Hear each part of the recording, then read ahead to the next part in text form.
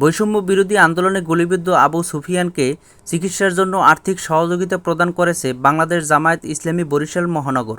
১৩ই August মঙ্গলবার Sherebangla medical college হাসপাতালে তাকে দেখতে গিয়ে চিকিৎসার খোঁজখবর ও আর্থিক সহযোগিতা প্রদান করেন বাংলাদেশ জামায়াত ইসলামীর সহকারী secretary general advocate Muazzam Hossain Helal. এছাড়াও আরও উপস্থিত ছিলেন মহানগর জামায়াতের আমির ও কেন্দ্রীয় কর্মপরিষদ সদস্য অধ্যক্ষ জহির উদ্দিন, মহানগর কর্মপরিষদ সদস্য অধ্যক্ষ আমিনুল ইসলাম খসরু, সদর উপজেলা আমির মাওলানা শফিউল্লাহ তালুকদার সহ স্থানীয় নেতৃবৃন্দ। এ সময় জামাত নেতৃবৃন্দরা তার চিকিৎসা খোঁজখবর নেন এবং আগামী দিনে চিকিৎসার ক্ষেত্রে সহযোগিতা করার ব্যাপারে আশ্বস্ত করেন। অ্যাডভোকেট হেলাল বলেন, তোমরা জাতীয় বীর, তোমাদের এই বিশাল স্যাক্রিফাইসের কারণে দীর্ঘ আন্দোলনের ফসল হিসেবে এই স্বৈরাচার সরকার বিদায় নিয়েছে। জাতির কাছে তোমাদের মর্যাদা চিরদিন সমুজ্জ্বল থাকবে। এ সময় আবু সুফিয়ানের সুস্থতার জন্য মহান আল্লাহর দরবারে দোয়া করা হয়।